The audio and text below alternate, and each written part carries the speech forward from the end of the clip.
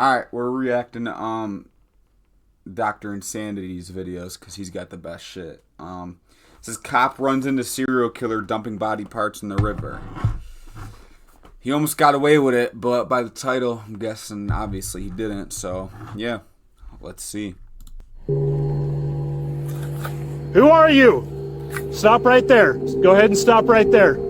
This Idaho state officer is pointing his flashlight at 70-year-old Alan Bruce. He has no idea that the man he just ran into was in the middle of dumping human body parts in a nearby river. 70 years old. Catching bodies. Look at him. He's got a suppressor. Oh, he's been doing this. Oh, he's got bodies under his belt. Probably from 1950s all the way up until whenever this was. Put him in the slammer for 100 years. After murdering, dismembering, and meticulously covering up the crime scene. Okay, so what are you doing? Got a bookkeeping problem going on down here, and I just wanted to make sure you weren't that guys.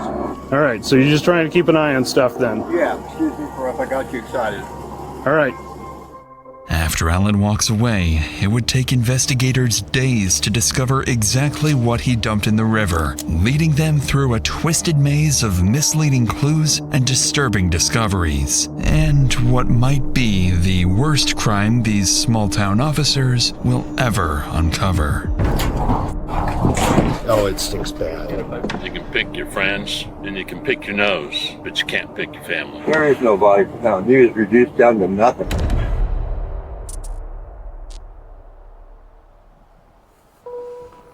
It's a routine late spring in central Idaho. Tucked deep within its mountains sits the remote town of Chalice, a place surrounded on all sides by rugged terrain and long stretches of wilderness. And at the center of it all runs the Salmon River, better known as the River of No Return. The small town of Chalice is home to fewer than 1,000 residents. 967 people. I think I'm bored in my little city. 967 people. I know everybody around there. You fucking, hey, how we doing, Billy? Hey, how you doing? That would suck, though, bro. I mean, 967 people. What do you even do? At that point, you're probably fucking somebody that's damn near your cousin somehow. You date a girl, bring her home. Your mom's like, I need to talk to you. It's actually your cousin. Yeah, fuck that. Crime rates here are remarkably low, and serious violent homicides are unheard of. But that's about to change, because a heinous crime happened somewhere in this town, and what's left of it now is in the Salmon River, waiting to be found. The investigation begins on an early Saturday afternoon, less than a year ago, when an elderly woman walks into the local police station to report someone missing. When he's upset, I'm just surprised he hasn't been back to see. That's why I'm concerned. Yeah. Do you know what he was wearing last when he left? Pair of boots, blue jeans, and I think it was a dark t-shirt and baseball cap. And he's got a little pug rider that is with him everywhere. Who is Patrick to Just you? one of my dear kids that I've taken under my wing. Okay, so not biological. No. Okay. There's a picture. Yeah, picture, okay. Does this picture resemble what he looks like right now? His beard is a little fuller and his hair is in better shape than that. The man in those photos is 47-year-old Patrick Shelton. His adoptive mother, Helen, goes on to explain that Patrick spends most of his time up in the mountains, cutting and selling firewood, often late at night. He's got a chainsaw, usually at least one weapon on him, and his dog Ryder is always by his side. In most missing person cases, it takes days before investigators get a solid lead to work with. But in the town of Chalice, that process is about to be cut short. I remember you mentioned something about when you talked about him going to Alan Bruce's. It seemed like you said something to where they had some conflict recently. They have. Yeah. Okay. Do you know why he went there? He was supposed to go move his motorhomes. And when he got out there, Alan had moved them with the bulldozer. Okay. Not good. Probably screwed up the transmissions and I don't know. The name Helen mentions immediately rings a bell because officers know exactly who she's talking about. 70-year-old Alan Bruce is a local resident with a rural property just out of town, working odd jobs, including welding and mechanical work. But that's not what people in Chalice know him for, because Alan has a different reputation, built on constant disputes and ongoing conflicts with other locals. Just earlier in... He just looks like a fucking neighbor that you'd end up getting into it with. Look at him. Probably ain't got no teeth. Yeah. He's the killer, of course. the year, he was reported for allegedly throwing gas bombs and setting a woman's property on fire. So based on Helen's statement, officers prepare to head out and speak with Alan, see if he can point them in the right direction. At this point, officers aren't too surprised that Alan's name came up, and don't expect anything serious. In reality, something already happened between Alan and Patrick just a night ago that ended very gruesomely. While officers are on their way to question him, Alan is still in the middle of covering things up. In just a few seconds, a deputy pulls up to his property. Hey, Alan. How's it going? One thing after another? Hey, I was just coming to chat with you. We had a report that no one knows where Pat is right now. Looks like he smells like shit. Look at him. He ain't showering fucking weeks, maybe months. Like, how do you just let yourself get to this point? And I mean, look, I know you're in Idaho with 967 people, but still, clean up a little bit, Alan. Goddamn. Yeah, they don't. Okay. And I just wanted to touch bases with you because I know you got the stuff off your property, but he was going to come by to pick it up, right? Yeah, Did you ever see him on that? I did. Okay. They came by here. He was unhappy, very unhappy. Okay, but it was just all kind of verbal argument or something, or he's just, okay. And he went and got his stuff then, or? Well, he still has some stuff here. He said he would want to go cut some wood. He needs some money. So he's probably out somewhere out there, maybe broke down, I don't know. I'm just trying to create a timeline so I know who last saw him. So when was that he showed up here? 2 nights ago. 2 nights ago? 3 nights ago? Let's see, what is it? Thursday night? Okay. In the middle of the conversation, the deputy notices something off about Alan's demeanor. His responses are short, controlled, almost rehearsed. But as the deputy continues asking questions, things start to feel even more strange. And then, did he hang around here long, or did he just go right over? Back and forth. Back and forth? Uh-huh. Coming back onto the property? Yeah. Does he still stab stuff here then? He does. Oh, They okay. Get it all out. Oh, okay. Like that shed, that wooden shed is his. Yeah. Uh-huh. Oh, okay. The tires in it. And you can see there's a pickup rack just over that Ford. Oh, just the steel there Yeah, the poking steel- up? steel Oh, that's okay. his. Okay. So he... Wooden rack over there on the back of the tractor, like that. Okay, Tires. just kind of bunch of crap laying around. Right. Okay. So he got some of it though? Yeah. Do you know where he was taking it to? Taking down his motorhomes. Oh, where are his motorhomes? Right here, you walk over there and you see. Okay. Oh, there? There's his Ram Charger and another one's in front. The motorhome Alan is pointing to does indeed belong to Patrick, but more importantly, it holds items that might explain what really happened to him. Alan goes on to explain that he moved Patrick's motorhomes himself because of the ongoing disputes and problems between the two, which sounds normal considering they're frequent business partners. But as the conversation continues, the deputy takes note of Alan's shifting body language and quietly requests another officer to the scene. There's a noticeable tension in the way Alan carries himself. This is because while he's speaking to the deputy, his sole focus is on the barrels sitting just a few feet away, with Patrick's dismembered body parts hidden inside. Howdy. He's riding along with me. I was just on a phone call for a minute, so I didn't want to bring that out here, so. So, did he stay here last night, or? No. Oh, okay. Like, what do you expect in a town of 967? You're not getting away with it. If you're a local, you're definitely not getting away with it. Absolutely not. You should have just not killed him. Okay. And he didn't tell you where he was going to get the wood? Hold on. It was Thursday night he left here, not last night. Okay. Does he have any favorite spots so we can just go He's got a check spot for up him? there at Bay Horse, pretty close to the top. You go up there before you get to the rest area, the potties. You see where it takes off and goes down the hill and crosses the creek. Uh-huh. Way back up in there is a favorite wood cutting spot for him. Oh, okay. Okay, is that the only one you know about? It's the only one he took me to. Oh, okay. You may be the last person that saw him because he would have then gone up there that night potentially? Yeah. Oh, okay.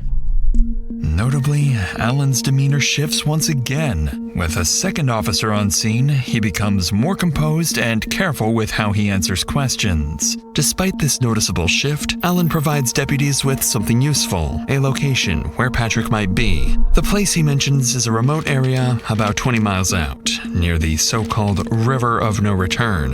Naturally, it's somewhere deputies need to check, but before heading out there, they decide to take a quick look around the motorhome Alan pointed to earlier, a small decision that will give police something useful to work with later on.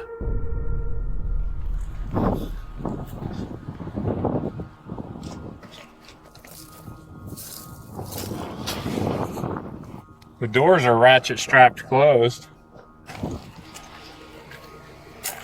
Looks like it's cut. Are these your footprints? No. Maybe take a photo of those.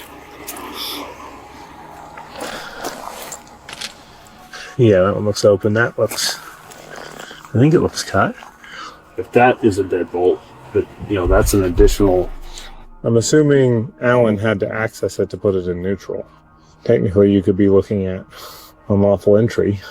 Clearly, the locks have been tampered with, consistent with Alan's explanation that he moved the motorhome himself. It's a small detail, but one that could give officers grounds to detain him later on, depending on how this unfolds. But without a warrant, officers can't search inside the motorhome, so they step back, leave the scene, and head towards Big Hill, where Patrick might be. At this stage, there is still no confirmed crime. Alan has been forthcoming, and nothing directly points to anything serious just yet. But by the end of this night, police will have more than one suspect on their hands, and what might be the worst crime this town will ever see.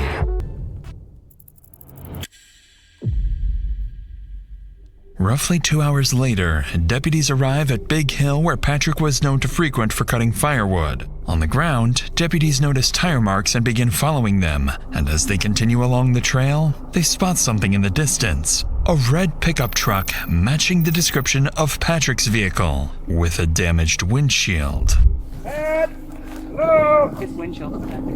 Yeah, I think that's normal. I believe so. Hey, Pat! Pat! Pat, it's the Custer County Sheriff's Office! Can you hear us? Dog's in the seat. Alive? What was the dog's name? Ryder. Ryder, buddy.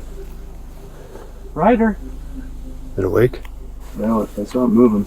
Dog's been in here a while. He's messed himself. Oh, he's moving. Thank God the dog's alive. Fuck. Scared me. I don't like to see dogs go. Humans, whatever, they're pig. And most of them are fucking pigs. They be all evil. Look how precious. You can't fake love that dogs have, They're just awesome. It's definitely a he, by the way. Hi, baby. I'm here, okay. We're gonna get you some water, okay? Where'd he go? Where did he go? Miraculously, Patrick's dog Ryder is still alive after 2 full days. Like, look at him. He sat in the truck, bro. It's about to make me tear up. He sat in the truck, bro. Listen. No humans got loyalty like a dog does. That's just facts. But he's severely dehydrated. As deputies pull Ryder from the vehicle and give him water, they notice something else. Patrick's chainsaw is missing from the truck, suggesting he might still be somewhere nearby. And while they discuss their next steps, Ryder suddenly begins reacting to something in the air. Dogs like Ryder have a sense of smell up to 100,000 times more powerful than humans, comparable even to trained police canine units. Without realizing it, officers have stumbled onto their strongest lead yet, and Ryder might guide them directly towards the answer they're looking for. Poor buddy. What's up? No. Okay. So that makes me think he could be down lower if he would, because his chainsaw's not here. Yeah. He always has his Go down for a chainsaw. walk? I'm thinking so. I'll go with you. I kind of want to walk down there and see if his behavior still points that way. Right. Let's walk him. Come on.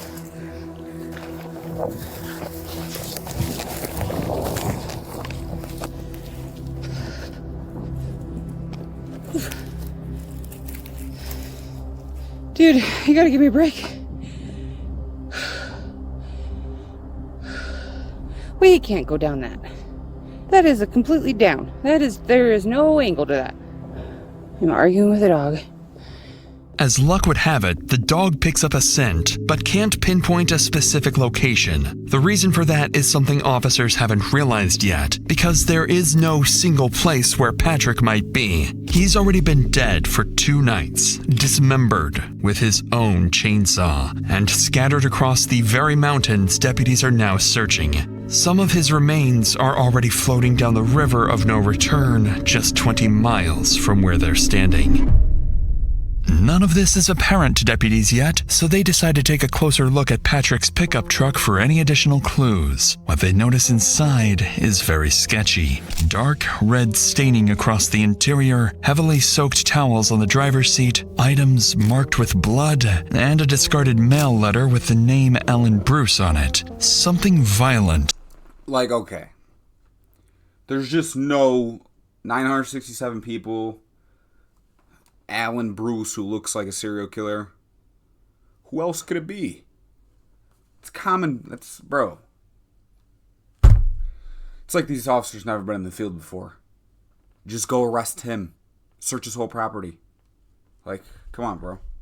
Happened here, and the more deputies think about it, the more obvious what happened to Patrick becomes. So before the evening ends, they secure the scene and return to town where they talk to other acquaintances of Patrick who collectively make one thing crystal clear. Alan had an ongoing feud with Patrick. He recently moved his motorhome using heavy equipment and damaged it in the process. And he's the only person anyone can think of who might want to hurt Patrick. With that in mind, investigators formally identify Alan Bruce as the primary suspect in Patrick Shelton's disappearance. But the reality and discoveries awaiting investigators in the coming hours are anything but straightforward, as they'll soon find themselves investigating more than one suspect. For the time being, though, search warrants are requested for both properties, and Idaho State Police are called in, bringing in a team of experienced detectives. However, as the multi-agency effort is underway, someone in town is simultaneously running their own homicide cover-up operation.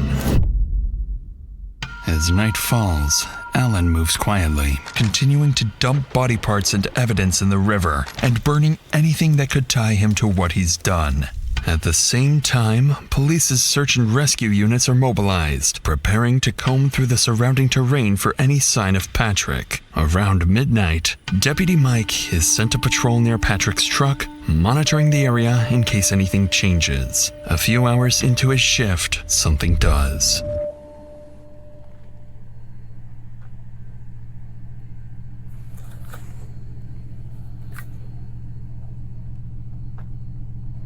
Who are you? Stop right there. Just go ahead and stop right there. That's him. That's who killed him. There. So what are you coming out here for? That guy there, Patrick Shelton, that's his stuff. I'm kind of looking after a little bit. Okay. Car down here, and I come down here to investigate, see if someone's ripping him off. Okay. I didn't know it was you guys. Okay, well, I turned my lights on, and you still were shining your light at me. Yeah, you had your lights on me. I couldn't see where I was going.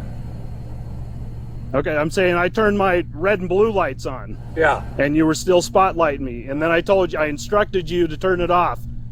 I don't like lights in my eyes about as much as you don't. You know, you had yours and mine, so I guess we're even. No, it's not even. Okay, so what are you doing? You're just keeping an eye on Patrick Shelton. Okay.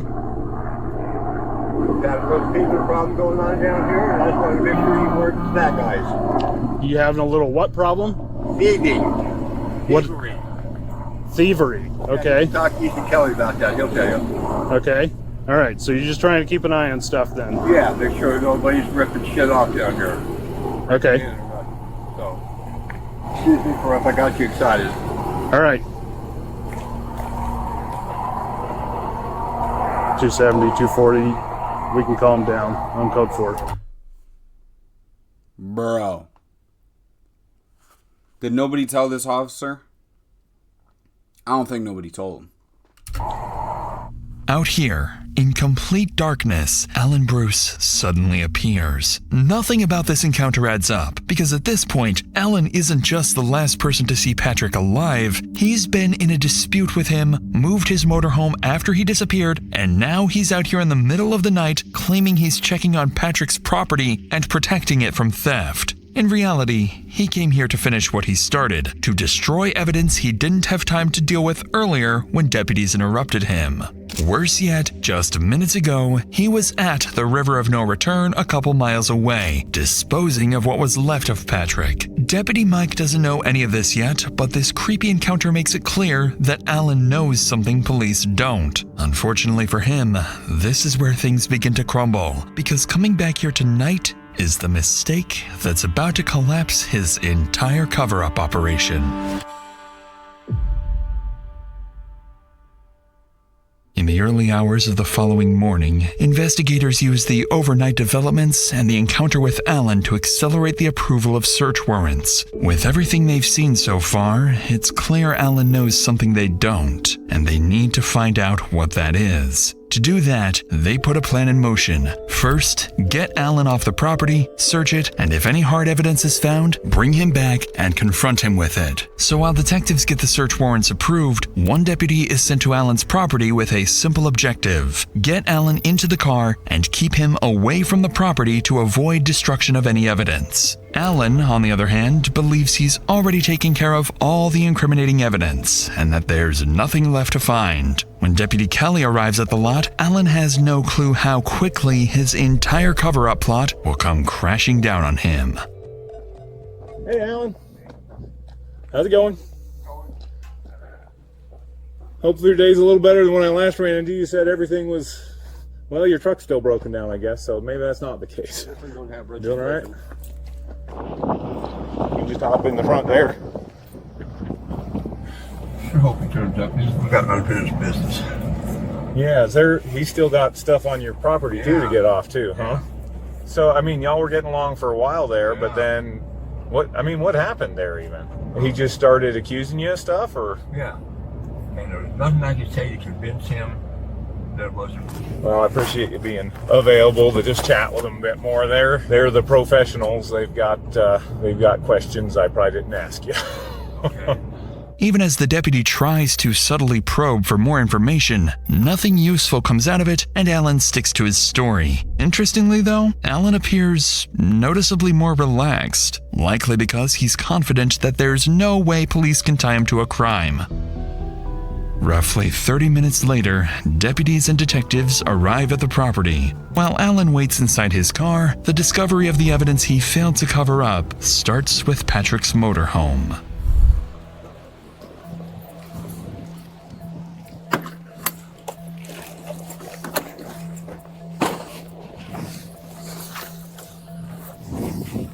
Sheriff's office. Make yourself known.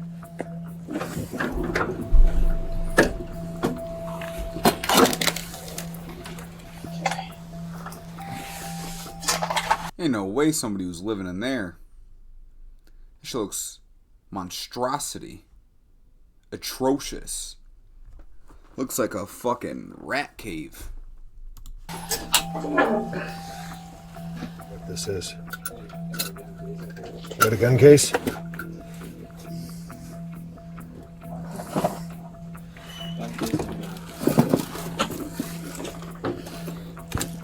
Patrick's empty gun box is consistent with earlier statements that he always keeps a firearm with him. The problem is, that gun is nowhere to be found in the motorhome, and it was never found in his pickup truck the previous day. With Patrick's motorhome cleared, officers move over to Alan's property. Alan owns multiple structures and vehicles on the lot, and after clearing a few of them, deputies find no obvious signs of a crime. It seems like Alan's cover-up operation is successful so far, but that begins to change as deputies notice something unusual lingering across parts of the property.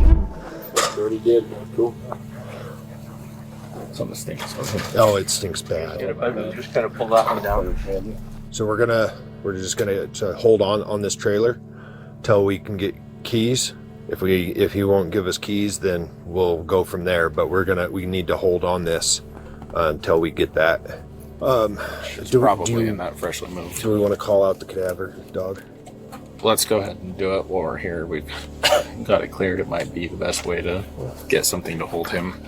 As the search continues, deputies can smell an odor of burnt meat across parts of the lot, but no clear source. After checking around the structures again and searching the open areas, they can't find anything. So, to pinpoint the source, deputies call in a cadaver dog trained to detect human remains, and a few minutes later, police canine Spy arrives on scene. After running the dog across the property, Spy begins alerting to the presence of something inside a set of barrels. I'm rolling.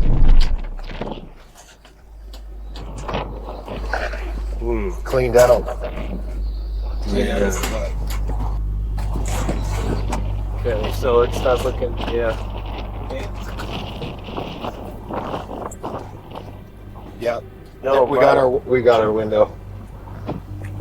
In a burned moth. Ah. Latex gloves, windows.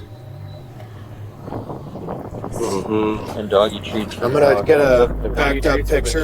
Yeah. Inside the barrel, officers begin to uncover what Alan tried to hide. Broken window glass of a car consistent with a bullet impact, latex gloves, and traces of blood on the filter of a vacuum cleaner. After searching other barrels, officers find night vision binoculars, Patrick's baseball cap marked with blood, and most concerning of all, bone fragments and suspected human remains on multiple pieces of clothing. Additional items are recovered as well, including ammunition and magazines, but no firearms, suggesting the weapons may have been moved or hidden somewhere else. Among the findings, detectives note the missing firearms, the lack of any intact remains, and the speed at which the scene appears to have been cleaned, something particularly peculiar, leading them to consider that Alan may not have acted alone. After these discoveries, Alan's property is officially treated as a crime scene. The area is secured and forensic examiners are called in to process the evidence. Detectives now have the hard evidence they need to confront Alan, but while they prepare to do so, an unexpected development happens when Alan's younger brother Larry suddenly shows up at the scene. Hours earlier, police received an oddly timed phone call from him, claiming that if anything happened to Patrick, it was his own fault. Not only that, Larry made additional statements about Patrick that led detectives to question whether they might be dealing with a second suspect. Yeah, he's been stealing shit of my brother's, and he said Pat's threatened him and waved a big-ass gun at him. Somebody else said that he's a straight-up thief. Shelton's an opportunist. He's going to take advantage of anything that he can, if he thinks he can get away with it. Right. Okay, so he was kind of concerned Patrick might do something stupid, use a gun or something. Concerned Pat's going to kill him, Right.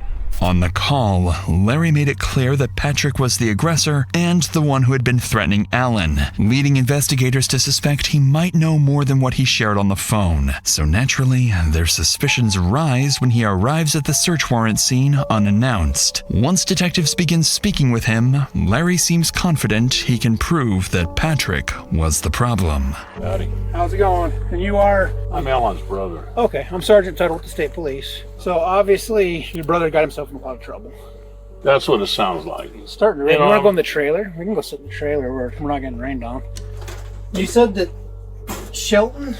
Is that the guy's name? Patrick Shelton, yeah. Okay. And he was threatening your brother, right? Right. And so is that something your brother told you, or do you have other knowledge of that? That's something my brother told me. My brother said, hey, he pulled a pistol and waved it in my face and threatened me. And how long ago did your brother tell you that? About a week?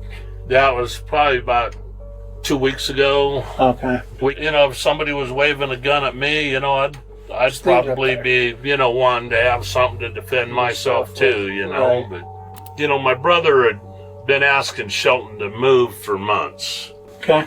And Shelton was like, well, f*** you, basically. So my brother took the little road grader, the little dozer, and pulled his stuff and put it out here on the other side of the fence. Stuff. Is this something your brother told you, or is this something you saw? As far as moving the stuff? Yeah, I came by the day that he was moving stuff on the way home. What I done know, when my brother had moved the stuff just to try to get the pressure off of my brother, I texted Shelton and I told him, hey, I moved your crap off of my brother's lot. So then he texted me back when he got to town going, I got a beef with you. I mean, Shelton's a drunk and a dope fiend. Okay, so... They're damn near all dope fiends in a town of 967 people. Tell you what, you want to go fucking sell some meth? You go to the town of Idaho right here, baby. This officer probably does it, or has done it. They definitely do. There ain't nothing to do in small towns like that. What do? You ride a four-wheeler, that gets boring. You shoot some guns, that'll get boring. You go hunt, that'll get boring. You start doing meth. I mean, I get it. I would never do it, but fuck, boredom will take a toll on you, for sure.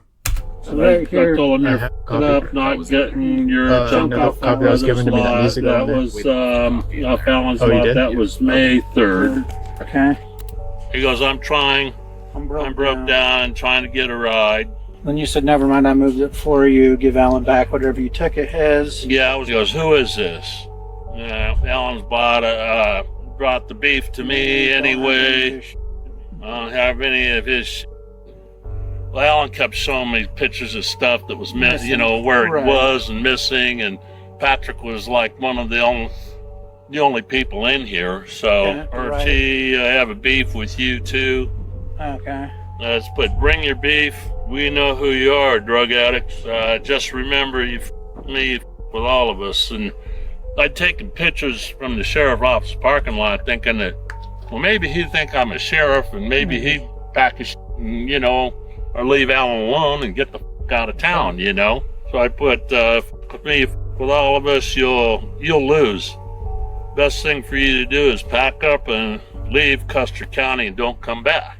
Alan's brother goes on to pull up additional messages between him and Patrick. The messages he shares show the feud escalating over time, primarily over Patrick refusing to move his property off the land and accusations that he'd been stealing from Alan. As detectives read through them, it becomes clear that Alan's brother wasn't just aware of the conflict, he was involved in it at some point. This only adds to investigators' suspicions, so instead of continuing to circle around it, the detective says exactly what he's thinking.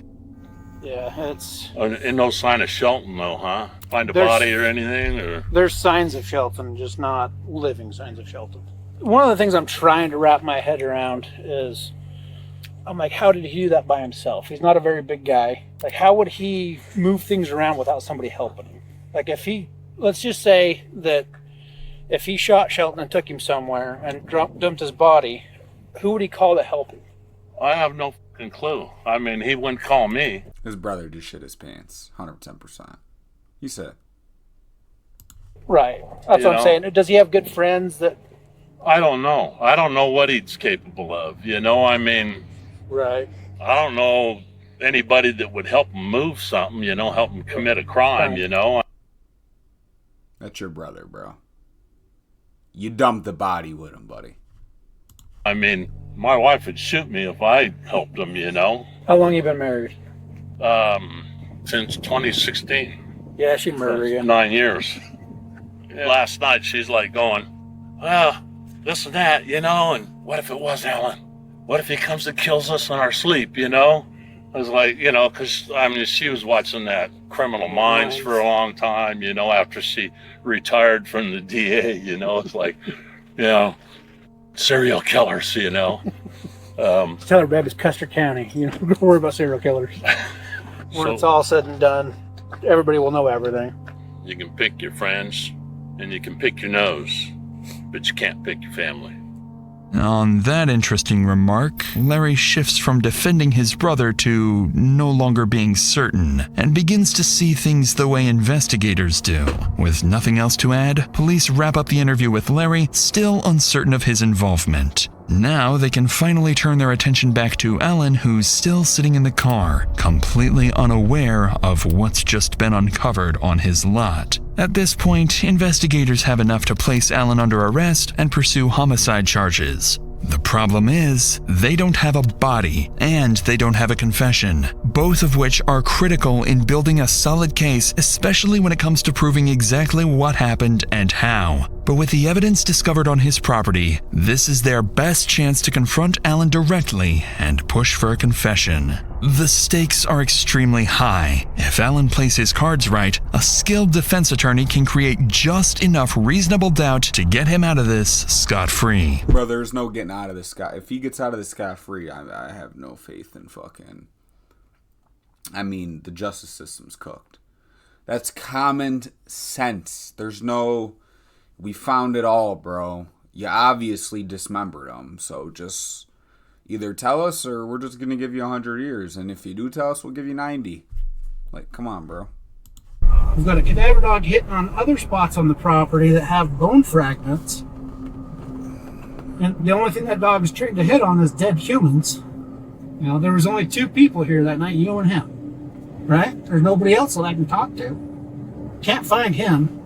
And if you didn't do it and somebody else did, can you point me in the right direction? I can't do that. I don't know anybody else is out here. No, that's like I said, I don't either.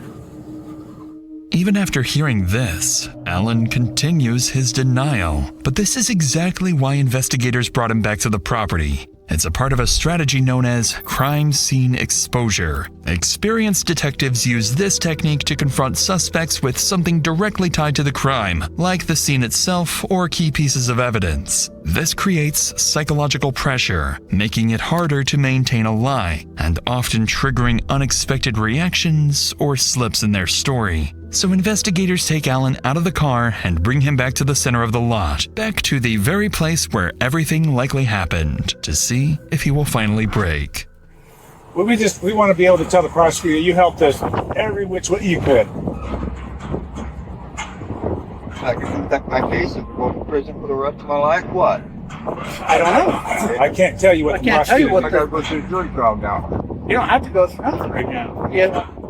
So the way it works here is he doesn't feel like we should let you stay free, right? So we're still going to continue to investigate this case with your help or without your help. We're still going to dig through. Yeah. I mean, there's still some things that like concern me, like, and I don't know if you were asking about like who drove the truck up in the mountains. Nobody drove it. I towed it up there. Oh, you towed it up there? Yeah. Okay. With which vehicle? My dog. Okay. The tow barn and towed it up here. Oh, okay. What'd you do with the dog? Left it in the truck. I was in dispatcher, but I figured, nah, just leave the truck. Maybe a little bigger more. Yeah. Oh, the dog didn't do nothing. I didn't want to kill it. Yeah. Yeah, it didn't do nothing. Yeah, so we're in a rock and a hard place right now, right? It's where we've been all day. It's where we're going to continue to be until we can completely wrap this up and figure out what the hell actually happened. Well, before you take it, I'd like to lock on myself. Okay. Well, yeah, we're not going to leave this unsecured. Yeah, we won't leave it like that, we'll lock it all up and bring you the keys. Close the gate.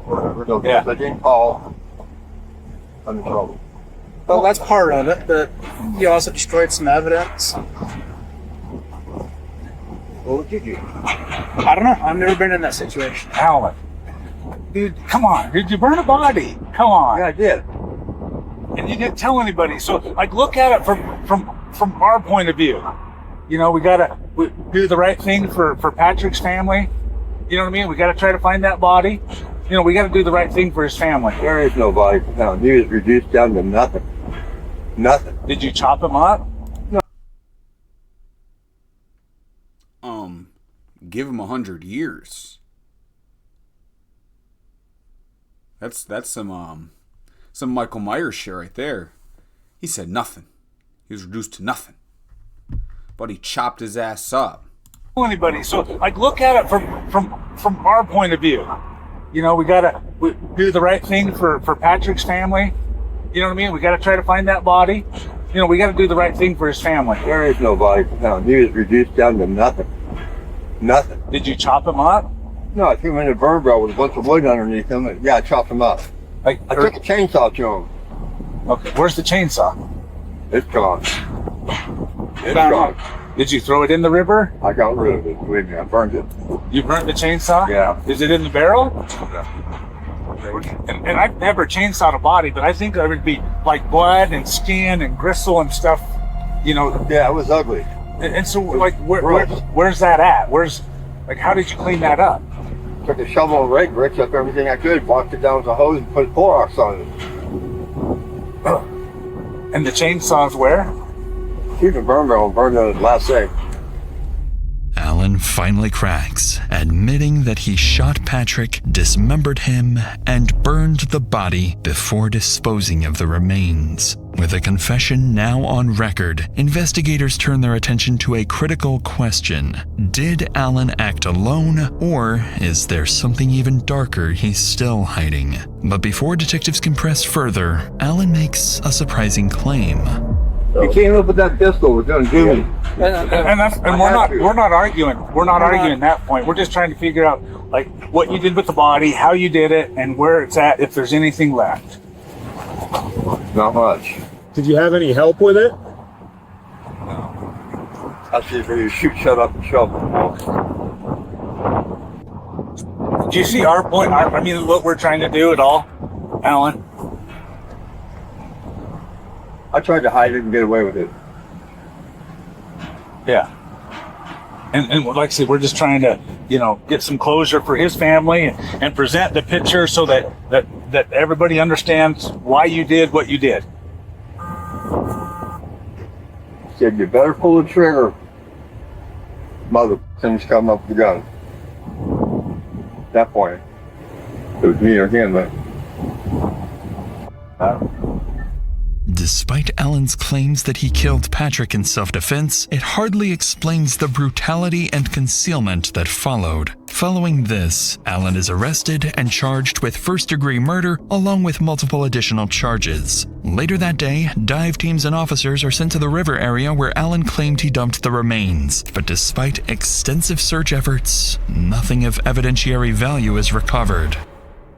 In the days that follow, police obtain a warrant to search Alan's phone, where they find the most critical evidence in the case. On Alan's phone, detectives find a hostile exchange from May 7th where Patrick texts Alan, "You will be seeing me soon. Make your peace." And Alan responds, "Never be at my place after dark or else." But it's in the camera roll where they find what they had been unable to locate for days. A photo of Patrick, dead inside the cab of his truck with his silver pistol next to him. The photo was taken at 6:25 a.m. on May 8th. When asked about it, Alan claims he took the photo as proof, in case he ever needed it. Why the fuck would you take a picture?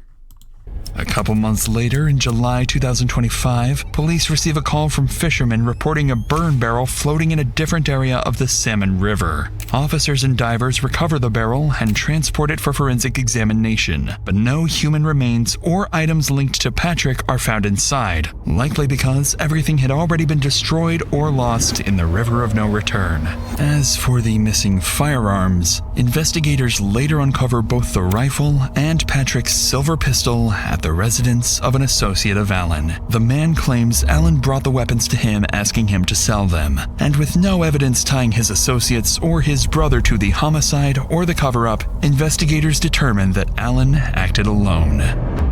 In October 2025, Alan's initial charges were reduced to second-degree murder and destruction of evidence after Alan entered an Alford plea, meaning he maintains his innocence while acknowledging that prosecutors have enough evidence to convict him. In November 2025, a judge denies Alan's last-minute attempt to withdraw the plea and sentences him to 20 years in prison. He must serve at least 10 years before becoming eligible. Bro, how are you eligible for parole, bro? You just bodied him. I mean, let's be real. I don't know. I mean, I guess if fucking... I don't know. If he was threatening to kill him, yeah, pop him. But I don't know. Yeah, he'll probably die in prison. For parole, meaning he will get a chance to walk free in his 80s. But given the severity of the crime, there is a very real possibility he never leaves prison at all. Alright. Yeah, that was that. Alan, bro. Yeah. You're cooked. I'm almost at 500. Sub up.